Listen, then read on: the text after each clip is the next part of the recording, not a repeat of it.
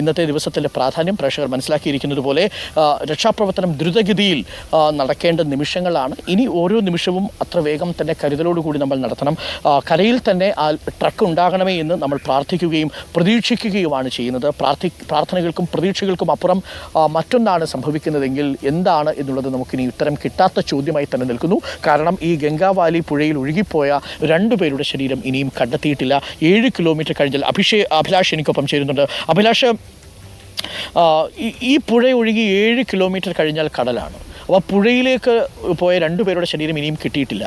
സ്വാഭാവികമായും കടലിൽ പോയിട്ടുണ്ടാകും. കടലിൽ പോയാൽ അതിന് ഏതെങ്കിലും തീരത്ത് അടിയണം, അതല്ലെങ്കിൽ മറ്റ് കടൽ ജീവികളുടെ ഭക്ഷണ വസ്തുവായി മാറിയിട്ടുണ്ടാവാം. ആ കുഞ്ഞുങ്ങൾ ഇന്നലെ നമ്മളിപ്പോൾ നിൽക്കുന്ന സ്ഥലത്ത് വെച്ചാണ് ആ 2 കുഞ്ഞുങ്ങളും വന്ന് പറഞ്ഞത്, ഞങ്ങളുടെ അച്ഛനെ ഞങ്ങൾക്ക് തിരിച്ചു വേണം എന്ന് നമ്മളോട് പറഞ്ഞത്. പക്ഷേ താഴെ ഒരിടത്തും തെരച്ചിൽ നടക്കുന്നില്ല. ഈ 7 കിലോമീറ്റർ സ്ട്രെച്ചിൽ ഒരിടത്തും തെരച്ചിലില്ല. അത്രമാത്രം ഇൻസെൻസിറ്റീവ് ആണ് ഈ കുട്ടികളുടെ അടക്കമുള്ള ആവശ്യങ്ങളോട് സർക്കാർ എന്ന് നമുക്ക് പറയേണ്ടി വരും. ഇത് നമ്മുടെ നാട്ടിലാണെങ്കിൽ അങ്ങനെയല്ലല്ലോ. ഏതെങ്കിലും സംവിധാനങ്ങൾ ഉപയോഗിച്ചൊരു തെരച്ചിൽ നമ്മൾ നടത്തും, തുടർച്ചയായി തെരച്ചിൽ നടത്തിക്കൊണ്ടിരിക്കും. ജോയിക്ക് വേണ്ടി നമ്മൾ നടത്തിയ തിരച്ചിൽ അതൊരു വെരി വെരി ഇമ്പോർട്ടൻറ്റ് പേഴ്സൺ ആണ് എന്ന് സ്വയം നമുക്ക് ബോധ്യമുള്ളത് കൊണ്ടാണ്. ഓരോ മനുഷ്യനും VVIP ആണ് എന്ന് ബോധ്യമുള്ളൊരു നാട്ടിൽ ജീവിക്കുന്നതിൻ്റെ ആനുകൂല്യം ചെറുതല്ല. അതുകൊണ്ടാണ് ഞാൻ പ്രേക്ഷകരോട് പറയുന്നത്, 563 കിലോമീറ്ററുകൾക്ക് ഇപ്പുറത്തായി പോയി അർജുൻ്റെ ഈ അപകടം നടന്നത്. അതല്ലെങ്കിൽ ഒരുപക്ഷെ കുറച്ചുകൂടി വേഗത്തിൽ നമ്മൾ ഇറങ്ങുമായിരുന്നു. ഇപ്പോൾ നമ്മുടെ നാട്ടിൽ 3 പ്രദേശത്തു നിന്നുള്ള ആളുകളുണ്ട്. കുരാച്ചുണ്ടിൽ നിന്ന് വന്നവർ, ബാലുശ്ശേരിയിൽ നിന്ന് വന്നവർ, മുക്കത്തു നിന്ന് വന്നുകൊണ്ടിരിക്കുന്നവർ. അവർ മറ്റൊന്നിനു വേണ്ടിയല്ല, ഒരു പേരിനോ പ്രശസ്തിക്കോ വേണ്ടിയല്ല, പണത്തിന് വേണ്ടിയല്ല, അധികാരത്തിന് വേണ്ടിയല്ല, തൊഴിലിലേക്കുള്ള കോട്ടയ്ക്ക് വേണ്ടിയല്ല. അവർ നമ്മുടെ നാട്ടിലുള്ളൊരു മനുഷ്യൻ മണ്ണിടിയിൽപ്പെട്ടിട്ട് മണിക്കൂറുകളായി എന്ന് കേൾക്കുമ്പോൾ ഓടിയെത്താനുള്ള മനസ്സ് കാണിക്കുന്ന മലയാളികളുണ്ട്. ഒരു മനുഷ്യൻ മലയിൽ കുടുങ്ങിയിരിക്കുന്നു എന്നറിയുമ്പോൾ ഓടി വന്ന മനുഷ്യരുണ്ട്. അവരൊക്കെയാണ് ഇപ്പോഴും ഈ മണ്ണിടിച്ചിൽ നടന്ന പ്രദേശത്തെ കൂടിയെത്തിയിരിക്കുന്ന കൂരാച്ചുണ്ടിലെയും ബാലുശ്ശേരിയിലെയും മുക്കത്തെയും ഒക്കെ മനുഷ്യർ. ആ മനുഷ്യരെ ഉള്ള നാട്ടിൽ ജനിച്ചു എന്നുള്ളത് ഒരു വലിയ ഭാഗ്യമാണ് എന്നാണ് എനിക്ക് മനസ്സിലാക്കുന്നത്. ഇവിടെ വരുമ്പോഴാണ് നമ്മുടെ സിസ്റ്റവും ഇവിടെ സിസ്റ്റം ഇല്ലായ്മയും തമ്മിലുള്ള ബോധ്യമുണ്ടാകുന്നത്. അല്ലേ അഭിലാഷ്? തീർച്ചയായിട്ടും. ഒരു പക്ഷേ നമ്മൾ രക്ഷാപ്രവർത്തനം ഒക്കെ പറയുന്നുണ്ട്. ആ രക്ഷാപ്രവർത്തനം ആരംഭിക്കേണ്ടത് ഒരു പക്ഷേ ജില്ലാ ഭരണകൂടത്തിൽ നിന്നാണ് എന്നുള്ളതാണ്. അവിടുന്ന് തുടങ്ങിയാൽ മാത്രമേ ഇത്തരം ദുരന്തമുണ്ടാകുമ്പോൾ എങ്ങനെ ആക്ട് ചെയ്യണമെന്ന് പറയാൻ കഴിയും. കാരണം ഞാൻ ആ ബാലുശ്ശേരിക്കാരാണ്. എൻ്റെ നാട്ടുകാരിവിടെ രക്ഷാപ്രവർത്തനത്തിൽ വരുത്തുക എന്ന് പറയുമ്പോൾ വലിയ അഭിമാനമുണ്ട് നമുക്കൊക്കെ. മലയാളിയാണ് എന്ന് പറയുമ്പോൾ നമുക്ക് അഭിമാനമുണ്ട്. കാരണം നമ്മൾ പുത്തുമലയും കവളപ്പാറയും ഒക്കെ വലിയ ദുരന്തങ്ങൾ നമ്മൾ കണ്ടവരാണ്. പക്ഷേ അവിടെ നടന്ന രക്ഷാപ്രവർത്തനം എങ്ങനെയായിരുന്നു നമ്മൾ കണ്ടതാണ്.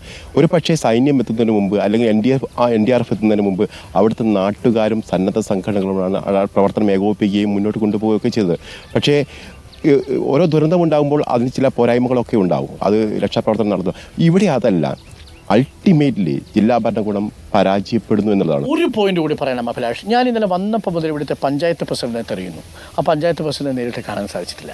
ആ പഞ്ചായത്ത് മെമ്പർ ആരാണെന്ന് പിടികിട്ടുന്നില്ല. ശരിയാണ്, ഇവിടെ വീടുകളൊന്നും തൊട്ടടുത്തില്ല. പ്രേക്ഷകർക്ക് കാണാം, വലിയ ഡെൻസിറ്റി ഇല്ലാത്ത സ്ഥലമാണ്. ഇവിടെ ഒരു വീട് കഴിഞ്ഞാൽ പിന്നെ കിലോമീറ്ററുകൾ പോയാലാണ് അടുത്ത വീട് കാണാൻ സാധിക്കുക. പക്ഷേ ഇവിടുത്തെ പഞ്ചായത്തിനുണ്ട്, ആ പഞ്ചായത്ത് സംവിധാനത്തിന് പ്രസിഡന്റുണ്ട്. പ്രാദേശികമായി ആ സംവിധാനങ്ങളെ ഏകോപിപ്പിക്കേണ്ടത് ആ തദ്ദേശവാസികൾ കൂടിയാണ്. പക്ഷേ അങ്ങനെയുള്ള ഒരു നേതാവിനെ നമുക്ക് സ്ഥലത്ത് കാണാൻ കഴിയുന്നില്ല. നമ്മളടക്കമുള്ള മാധ്യമങ്ങൾ, ഇപ്പോൾ ഞങ്ങളുടെ ചാനലുണ്ട്, ഏഷ്യാനെറ്റ് ഉണ്ട്, മാതൃഭൂമിയുണ്ട്. ഈ ചാനലുകളൊക്കെ ഇവിടെ വന്നിട്ട് മണിക്കൂറുകളായി.